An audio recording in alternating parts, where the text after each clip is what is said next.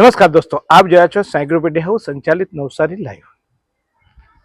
નવસારીમાં ગઈકાલે ખાણ અને ખનિજ વિભાગના એક કોન્ટ્રાક્ટર કે જે પોતે વેસમા ખાતે તળાવ ખોદે છે અને એને ખાણ ખનિજના વિભાગ દ્વારા પક્ષપાતી વલણ અપનાવાતું હોવાના આક્ષેપો કરી એક વિડીયો મૂક્યો હતો। અમે એનું રિયાલિટી ચેક ગઈકાલે કર્યું હતું ને આજે રિયાલિટી રિપોર્ટ ચેક કરવા આવ્યા હતા। એટલે અમે એને જે આક્ષેપો લગાવ્યા હતા તે આક્ષેપો પ્રમાણે અમે અષ્ટગામ ખાતે પણ અમે આવ્યા હતા। આ અષ્ટગામ ગ્રામ પંચાયત છે એને એ ભુલાફળિયા નેશનલ હાઈવે નંબર 48 પાસે આવેલી છે અને આ અષ્ટગામ ગ્રામ પંચાયતનું મકાન જુઓ છો। વાત અહીંયા એટલા માટે આ અમારે લાઈવ થવું પડ્યું અને એટલા માટે અહીંયા અમે સમાચારો આપવા માટે બતાવ્યા કે અહીંયા આ ગ્રામ પંચાયત અત્યારે બંધ છે। જો કે આજે જે તલાટી કમ મંત્રીનું સમયપત્રક છે એ સમયપત્રક બતાવવાની મારા કેમેરામેનને કહીશ કે કોશિશ કરશે તો આ સમયપત્રકમાં ચોક્કસ આજે ગુરુવાર છે, ગુરુવારે એ તાલુકા પંચાયત કચેરીની મિટિંગમાં આજે તલાટી હોય છે એટલે તલાટી અત્યારે હાજર નથી, કચેરી પર તાળા છે।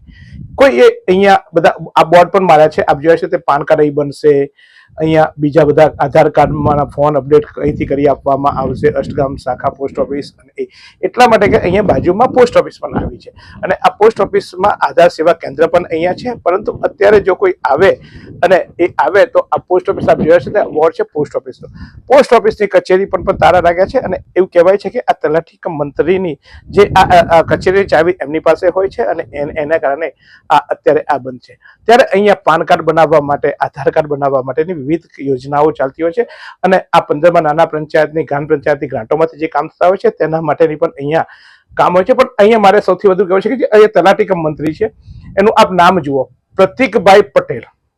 આ પ્રતિકભાઈ પટેલની બદલી થયાને 4 મહિના થઈ ગયા છે, તેમ છતાંય હજુ એક કચેરીમાં તલાટીએ પોતાનું નવા જે તલાટી આવ્યા છે એમનું નામ નથી લખ્યું।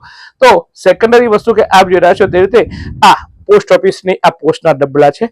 હવે આ જો કે આજના જનરેશનને આ ખબર નહીં, કારણ કે સોશિયલ મીડિયામાં હવે મેસેન્જરોમાં આપણે આવતા થઈ ગયા, આપણે ઇન્સ્ટાગ્રામ અને યુટ્યુબ અને સાથે સાથે આપણે એવી એપો વાપરતા થઈ ગયા કે હવે ટપાલનું અસ્તિત્વ નથી। પરંતુ આજે પણ સરકારી કચેરીઓ અથવા તો સરકારી જે નોટિસો આવતી હોય છે, ખાસ કરીને હવે તો સરકારી નોટિસો જ આપણને મોકલતી હોય છે, તો એ નોટિસો પણ અહીંયા આપ જોઈ રહ્યા છો તે આમ પોસ્ટ ઓફિસમાં આવતી છે પણ અહીંયા પોસ્ટ ઓફિસ લાગ્યા છે તાળા।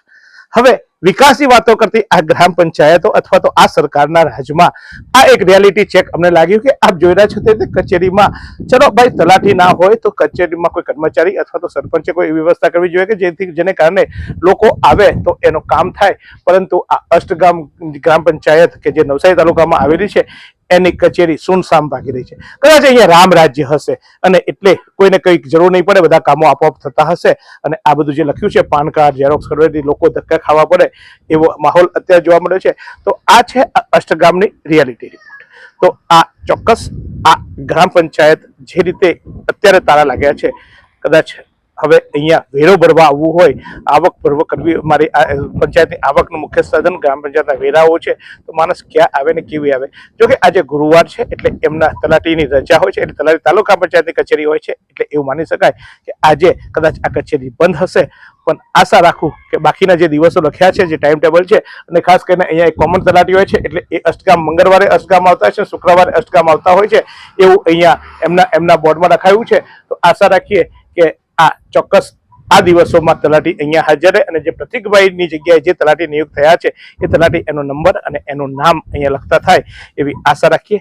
અમારા જેવા કોઈ બહારથી આવીને, કારણ કે બધા ગામમાં ના રહેતા હોય, કોઈ બહાર પણ રહેતું હોય, શહેરની બહાર પણ રહેતું હોય અને એ દિવસ એટલે ગામની બહાર રહેતું હોય ને એ દિવસે એને વેરો ભરવા આવવું હોય અથવા તો કંઈક પ્રક્રિયા કરવા આવવું હોય તો ચોક્કસ એને આ ટાઈમ ટેબલની ખ્યાલ આવે અને ત્યાં ફોન કરી એ માહિતી મેળવી શકે।